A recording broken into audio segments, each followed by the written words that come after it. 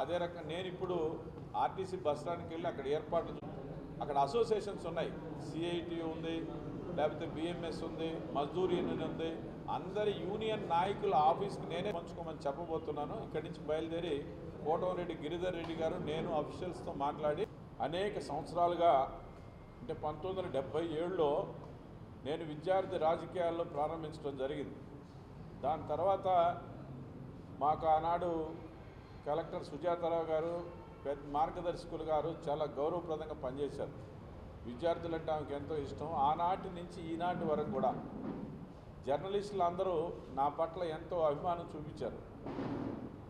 కాబట్టి నాకు సహకరించినటువంటి ఈ జర్నలిస్టు కుటుంబానికి కూడా ఉడతా భక్తిగా నేను ఖచ్చితంగా ఉపయోగపడాలా, ఆ రకంగా ప్రయత్నం చేస్తానని ముందుగా ఒక మాట ఇస్తున్నా.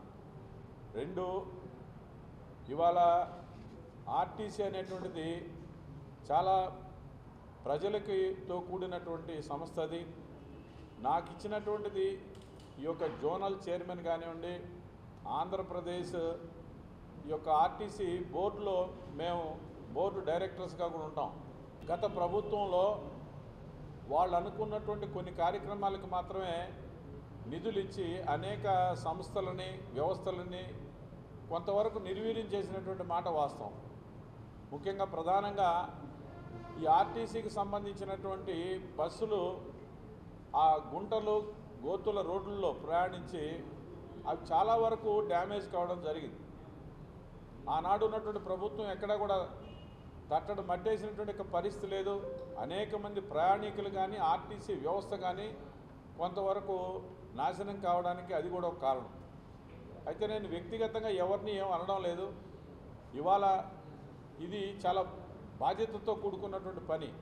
ఒకటి, ఆర్టీసీలో ఇవాళ సుమారుగా 8 నుంచి 10,000 మంది కార్మికుల యొక్క జీవితాలు దాంతో ముడిపడి ఉన్నాయి.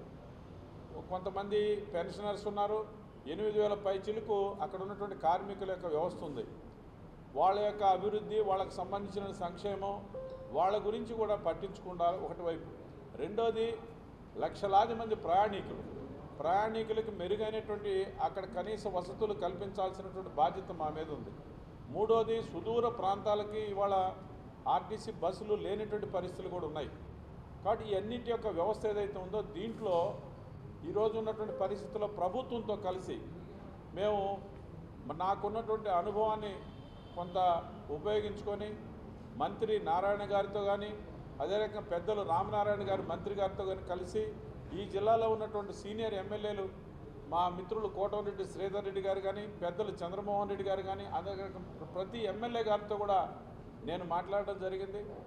రాష్ట్రంలో మా బోర్డు చైర్మన్ కొనకళ్ళ నారాయణ గారు వారు సీనియర్ రాజకీయవేత్త, వారితో కూడా నిన్నటి రోజు నేను కలిసి మాట్లాడడం జరిగింది. అదే రకంగా ఇవాళ అన్ని జిల్లాలకు సంబంధించి 3 జిల్లాల్లో ఉన్నటువంటి శాసనసభ్యులు అందరితో కూడా కలిసి ఈ యొక్క అభివృద్ధిలో ఆర్టీసీకి కావలసినటువంటి ఈ యొక్క కొత్త బస్సుల యొక్క వేయడం విషయంలో కానీ, అదే రకంగా సౌకర్యాలు మెరుగుపరిచే విషయంలో కానీ మన యొక్క ఎంపీ గారు ప్రభాకర్ రెడ్డి గారు కొన్ని నూతనమైనటువంటి ఆలోచనలు కూడా వారు నాకు చెప్పడం జరిగింది. చాలా సంతోషం. వారు కూడా ప్రత్యేకించి కేంద్రం ద్వారా కొన్ని నిధులు సంపాదించి మన ప్రాంతంలో అభివృద్ధి చేయడానికి కోసం కూడా వారు కూడా సహకరిస్తారని చెప్పారు. ఆ రకంగా మనం ఈ జిల్లాలో ఉన్నటువంటి పెద్దలందరినీ కూడా కలిసి ఈ యొక్క ప్రజల సంక్షేమం విషయంలో స్వచ్ఛంద సంస్థలు కానీ లేదా సిఎస్ఆర్ ఫండ్స్ కానీ ఏదైనా సరే వీలైనంత వరకు తీసుకొచ్చి ఉన్నటువంటి పరిస్థితులను మెరుగుపరచడానికి కోసంగా మనకు ఉన్నటువంటి ఈ యొక్క డివిజన్ ఈ యొక్క ఏదైతే ఉందో ఈ ప్రాంతాల్లో ఆర్టీసీని ఒక మెరుగైనటువంటి ఒక సంస్థగా ప్రజలకు అందించేటువంటి ప్రయత్నంలో నా వంతు నేను ఖచ్చితంగా కృషి చేస్తానని ఈ సందర్భంగా నేను తెలియజేస్తూ ఉన్నా. అదే రకంగా 21వ తారీఖు మన యొక్క రీజనల్ కేంద్రమైనటువంటి నెల్లూరులో ప్రమాణ స్వీకారోత్సవం కూడా ఉంటుంది. ముహూర్తం అసెంబ్లీ ఉన్నటువంటి సమయం కాబట్టి పెద్దల నారాయణ గారు కానీ పెద్దల రామనారాయణ గారు కానీ వాళ్ళు రానటువంటి ఒక పరిస్థితి. వాళ్ళు మాకు ఆశీస్సులు అందించారు. ఈ జిల్లాలో ఉన్నటువంటి పరిస్థితుల దృష్ట్యా సోమిరెడ్డి చంద్రమోహన్ రెడ్డి గారు కానీ అందరూ కూడా ప్రతి ఒక్కళ్ళు పేరున వాళ్ళందరూ కూడా మనతో కలిసి పనిచేయడానికి కోసంగా నేను ముందుగా వెళ్ళి వాళ్ళతో మాట్లాడడం జరిగింది. ఇట్లా అనేక మందితో నాకున్నటువంటి ఒక పరిచయాల కారణంగా రాజకీయాలకి ఇవాళ ఉన్నటువంటి పరిస్థితుల్లో ఏ పార్టీ అయినప్పటికీ ఎవరైనా సరే వాళ్ళతో మంచి సంబంధాలు మెయింటైన్ చేస్తూ ఈ యొక్క ఆర్టీసీకి సంబంధించి ఈ మా కార్మికులు, మా కుటుంబానికి సంబంధించినటువంటి ఆర్టీసీ కార్మికులకు కానీ ప్రజలకు కానీ మేలు చేయడానికి కోసంగా శక్తి వంచన లేకుండా తప్పనిసరిగా కృషి చేస్తానని చెప్పి తెలియజేస్తున్నాను. అదే రకంగా 21వ తారీఖు ఉదయం మన అంబేద్కర్ పెద్దలు వారి యొక్క విగ్రహానికి పూలమాల వేసి అక్కడి నుంచి నేరుగా ఆర్టీసీ బస్టాండ్ దగ్గరికి వెళ్ళి ఊరేగింపుగా తెలుగుదేశం, జనసేన, బీజేపీ నాయకులందరం కూడా అక్కడికి వెళ్తాం. జనసేన నుంచి కూడా మా మిత్రులు విఆర్ కాలేజ్ స్టూడెంట్ లీడర్ ఆయన కూడా మా అజయ్ గారు ఆయన ప్రత్యేకంగా వారు కూడా వస్తానని చెప్పడం జరిగింది. హౌసింగ్ కార్పొరేషన్ చైర్మన్ ఆయన. ఇలా అనేక మందితో మాకున్నటువంటి వ్యక్తిగత సంబంధాల కారణంగా ఎంతో కొంత ప్రజలకి, మన జర్నలిస్ట్ మిత్రులకి అందరికీ కూడా ఈ సందర్భంగా వాళ్ళకందరికీ కూడా మన యొక్క శక్తి మేరకు ఉపయోగపడాలనేటువంటి ఉద్దేశంతో కార్యక్రమాలు ఏర్పాటు చేయడం జరిగింది.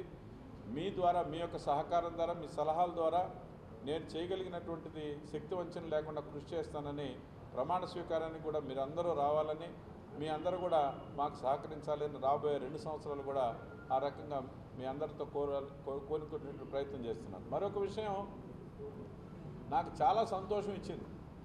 మా యొక్క పెద్దలు కామినేని శ్రీనివాస్ గారు, సుజనా చౌదరి గారు, విష్ణుకుమార్ రాజు గారు మా ఫ్లోర్ లీడరు, వీళ్ళందరూ కూడా నా సీనియారిటీని గుర్తించి నన్ను దగ్గర పెట్టుకొని ముఖ్యమంత్రి దగ్గర తీసుకెళ్ళినటువంటి సందర్భంలో వారు చంద్రబాబు నాయుడు గారు కూడా వెంటనే మా సీనియర్ నాయకులంటే నాకు తెలుసు 2 సార్లు మనం టికెట్ ఇచ్చాం నాకని చెప్పి భుజం తట్టి ప్రోత్సహించినటువంటి పరిస్థితి నేను మరోలేంది. కాబట్టి రాబోయేటువంటి రోజుల్లో పెద్దలు ముఖ్యమంత్రి గారి సహాయ సహకారాలతో ఈ ప్రాంతంలో ఈ 3 పార్టీలు, మా పవన్ కళ్యాణ్, మన ఉప ముఖ్యమంత్రి గారిని కూడా త్వరలో కలుస్తాను. అందరి యొక్క సహాయ సహకారాలు తీసుకోవాలా.